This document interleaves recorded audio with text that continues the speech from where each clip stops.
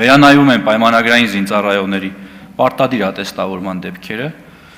Պաշտպան հայրենյաց ծրագրով ծառայություն անցնող զինծառայողներն ատեստավորված են համարվելու ուսումնական փուլի ավարտին հանձնվող քննությունների արդյունքներով, պայմանով, որ զինծառայողը նշանակվել է ստացած զինվորական մասնագիտությանը համապատասխանող զինվորական պաշտոնի։ Իսկ Հայաստանի Հանրապետության ռազմաուսումնական հաստատություններ ավարտած եւ համապատասխան սպայական պաշտոնի նշանակված զինծառայողներն ատեստավորված են համարվելու ռազմաուսումնական հաստատության ավարտական քննությունների արդյունքներով։ Երկու դեպքում էլ հավելավճարը հաշվարկվելու է պաշտոնի նշանակվելու օրվանից։ Ներկայումս Պաշտպան հայրենյաց ծրագրով շուրջ 4000-ից ավելի պարտադիր ժամկետային զինծառայողներ են անցել պայմանագրային զինվորական ծառայության եւ այս հոսքը ավելացման միտում ունի, որի կապակցությամբ առաջարկվում է Պաշտպան հայրենյաց ծրագրով հնգամյա առաջին պայմանագրի ժամկետը լրանալուց հետո 2 կամ 5 տարով հերթական պայմանագիր կնքող զինծառայողների համար եւս նախատեսել պայմանագրի ժամկետի ավարտից հետո պատվովճար ստանալու հնարավորություն։ 2 տարվա դեպքում 1.5 միլիոն, 5 տարվա դեպքում 5 միլիոն դրամ։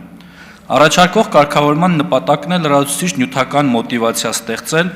հիմնականում 24-ից 25 տարեկան զինծառայողների համար շարունակելու պայմանագրային զինվորական ծառայությունը,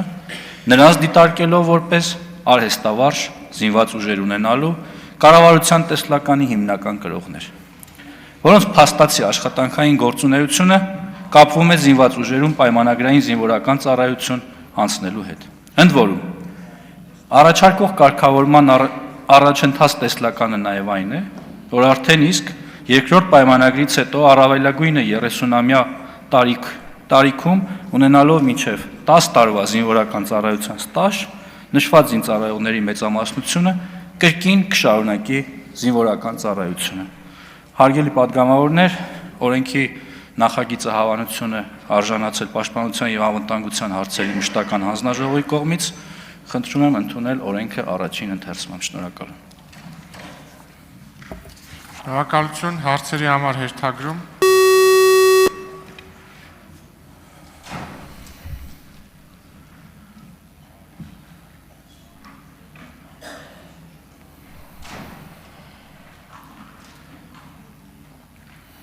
Տիգրան Աբրահամյան։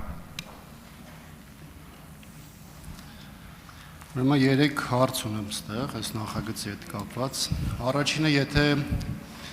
Պաշտպան հայրենյացի մասնակիցների դեպքում հնարավորություն կա այդ կիսամյակային գնահատականներով ատեստավորված համարել, ինչի նույնը չի տարածվում օրինակ մյուս պայմանագրայինների համար, որոնք նույն կիսամյակային գնահատականներ են ստանում, քննություններ են ստանում եւ այլն։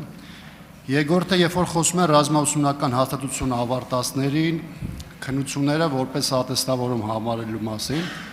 արդյոք խոսքը վերաբերում է նաև տարբեր Հայաստանում եւ դրսում նաև ակադեմիա ավարտած սպաներին։ Եվ երրորդը, երբ որ մենք խոսում ենք 5 տարի հետո Պաշտպան հայրենյաց ծրագրով 5 եւ 2 տարի պայմանագիր կնքողներին, ապա չեք կարծում, որ սա անհավասար դաշտ է ստեղծում պայմանագրային մյուս ծառայողների համար, որոնք 3 տարի կամ մինչև միգուցե 5 անգամ երկարացնում են իրենց պայմանագրերը, բայց այսպիսի պատվովճար չեն ունենում։ Շնորհակալ եմ հարցերի համար։ Առաջին հարցի կապակցությամբ նշեմ, պարոն Աբրահամյան, խնդրեմ օրենքի բովանդակության ավելի մանրամասն ծանոթանալ, խոսքը չի վերաբերում կիսամյակային քննություններին, խոսքը վերաբերում է ուսումնական զորամասում, ուսումնական process-ի ավարտական քննությունների արդյունքները համարել որպես ատեստացիայի գնահատական։ Եթե գիտեք, մինչև վերջերս դա 1 կիսամյակ էր, հիմա նախատեսվում է, որ դա կլինի 4 ամիս ուսումնական process-ը կտևի 4 ամիս։ Երկրորդը չի վերաբերում ակադեմիան ավարտողներին, վերաբերում է միայն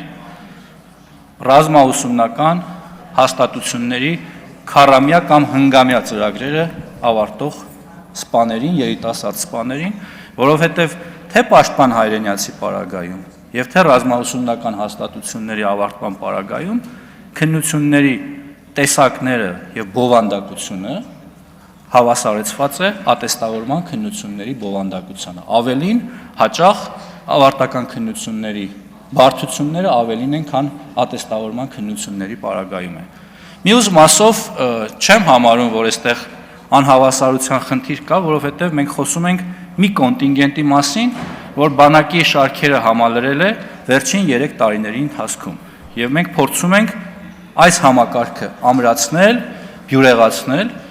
եւ չեմ բացառում, որ հետագայում հաշվի առնելով որակները, այլ մոտիվացիոն համակարգեր կունենանք նաեւ այլ պայմանագրայինների մասով, ինչպիսիք օրինակ ունենք հատուկ նշանակության ստորաբաժանումներում։ Շնորհակալություն։ Շնորհակալ եմ։ Արձագանք համեցեք։ Ուսումնական զորամասերում համապատասխան ծրագրերը երբ որ իրականացում են, իհարկե դրանք տարբեր են կիսամյակային քննություններից, բայց կիսամյակային քննությունները, որոնք ամբողջ զինված ուժերը տալիս է, դրանք է կարելի է որոշակի առումով բերել եւ մեկ դաշտում մտցնել, չեմ կարծում թե մեծ խնդիր կա, եւ յուրաքանչյուր կիսամյակային արդյունքներով ողջ զինված ուժերի համար, ստորաբաժանումների համար միևնույն մոտեցումները մտցնել։ Նույնը ակադեմիաների հետ կապված եմ նաև նշում, այստեղ քանի որ դրված է 4 հիմնական ուղղություն քննությունների, որն է խնդիրը նույն ակադեմիաներում սովորող անձանց մասով էլ բերել, որոշակի համահարթեցում անել, նաև քննությունների մասով եւ ունենալ նույն հարցը։ Երրորդ մասով ավելի մանրամասն ելույթում ես կխոսեմ։ Շատ լավ, շնորհակալ եմ։ Ամեն դեպքում այս փուլում մենք կարողացել ենք համահավասարեցում ապահովել ուսումնական զորամասերի կրթական ծրագրերի եւ ատեստացիայի պահանջվող գիտելիքների մասով եւ նույնը կարող եմ ասել նաեւ Վազգեն Սարգսյանի անվան ռազմական ակադեմիայի մասով։ Մնացածը իհարկե առաջարկներ են, որ ես լսեցի, այս պահին կառավարությունը պատրաստ է այս շրջանակներում առաջարկ ներկայացնել ազգային ժողովին, հետագայում այլ փոփոխություններ, եթե ունենանք, նաև կարող ենք հաշվի առնել ձեր առաջարկները։ Շնորհակալ եմ։ Շնորհակալություն Արմեն Խաչատրյան, դահլիճում լրություն։ Շնորհակալություն, պարոն Պապիկյան, խնդրում եմ հնչեցնել պրակտիկայում։ Ռազմական ակադեմիան ավարտած լեյտենանտը, որը ստացել է գերազանց գնահատականներ, ինչքան աշխատավարձ է կանխատեսվում մոտավորապես, երբ որ անցնի ծառայության, եւ ուսումնական զորամասը ավարտած շարքային զինծառայողը, որը ուսումնական զորամասի ավարտական քննությունները հանձնել է գերազանց, մոտավոր ինչ աշխատավարձ է սպասվում, երբ որ անցնի ծառայության։ Շնորհակալություն։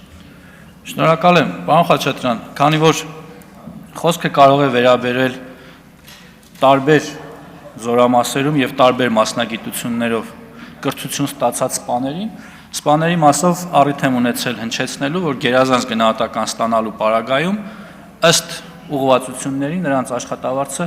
կարող է տատանվել 620,000-ից մինչև 750,000։ Բայց կարող ենք ունենալ ստորաբաժանումներ անգամ, որ այս 750-ից զատ, եթե անցկացնեն նաև այլ պայմաններում ծառայություններ, նրանց աշխատավարձը ավելի բարձրանալու հնարավորություն կունենա ընդհանուր մինչև 820,000-ի։ Բայց սրանք կարող են հաճախ լինել մասնավոր դեպքեր, որովհետև վերաբերելի կարող են լինել միայն այդ մարդկանց, ովքեր ունեն գերազանց առաջադիմություն եւ համընկնում են իմ նշված պայմաններին։ Երկրորդը, ինչ վերաբերում է պաշտպան հայրենիաց ծառայող գործընկերներին, այն կարող է տատանվել 420,000-ից մինչև 550,000, բայց նաեւ մարտական տարբեր ծառայություններ իրականացնելու պայմաններում այդ թվերը կարող են տատանվել նաև բարձրանալ։ Արձագանք համեցեք։ Չունեք արձագանք։ Ես առիթ եմ ունեցել նաև նշելու Արձագանքեք շարունակ։ Շարունակեք, պարոն Պապիկ։ Համեցեք։ Ես առիթ եմ ունեցել նշելու, որ այսօր է զինված ուժերում կախված իրենց մարտական ծառայությունից ու նաև զբաղեցրած պաշտոնից, զորատեսակից այսօր պաշտպան հայրենիաց ծրագրով զինծառայողներ ունենք 700,000 դրամից ավելի աշխատավարձ են ստանում։ Ու 1-2 հոգու մասին չի խոսքը, առիթ է եղել նաև երկրի ղեկավարը թվեր է հրապարակել, դրանք կան, այդ մարդիկ գոյություն ունեն։ Շնորհակալ եմ։ Շնորհակալություն Սերգեյ Բագրատյան, համեցեք։ Շնորհակալություն։ Պարոն Պապիկյան, ըստ զեկույցի պաշտպան հայրենիաց ծրագիրը բավականին հաջողված ծրագիր է եւ դուք նշեցիք, որ 4000 քաղաքացի այլևս ընդգրկված է ծրագրում։ Հիմա ես կուզենայի հասկանալ, մենք ռազմավարական իմաստով այս ծրագիրը շարունակական է լինել, թե ունենք սահմանափակում, որ որևէ կետից հետո, այսինքն պայմանական ասես 10000 լրանալու դեպքում ծրագիրը չի շարունակվելու։ Այս թեման ինչի եմ ասում, որ մեր նոր սերունդը արդեն որոնք պատրաստվում են ծառայելու, այս ծրագրի մասին բավականաչափ տեղեկացված են եւ կցանկանան նաեւ շարունակության մասին տեղեկացված լինել։ Շնորհակալություն։ Շնորհակալ եմ, պարոն Բագրատյան, այսօրվա նախագիծը նաև նրա մասին է, որ ծրագիրը այո շարունակական է լինելու եւ մենք ակնկալում ենք, որ այս պահի շահառուները որոշում ընդունեն պայմանագիր կնքել եւ երկարացնել իրենց աշխատանքը զինված ուժերում եւ ըստ էության դառնան մեր հիմնական կազմի զինծառայողներ։ Այսօրվա առաջարկի էությունը հենց դրանում է կայանում, բայց նաեւ նշեմ, որ մենք արդեն ունենք տարեկան միջին քանակ, երբ մեր շարքային ժամկետայինները որոշում են ընդունում դառնալ պայմանագրային, դուք թիվ հնչեցրեցիք, ես նաև մոտավոր թիվ այս պահին 4500-ի մասին է խոսքը։ Սա մի գործընթաց է, որը ամենօրյա ռեժիմով փոփոխության է ենթարկվում ու մշտապես դրական առումով։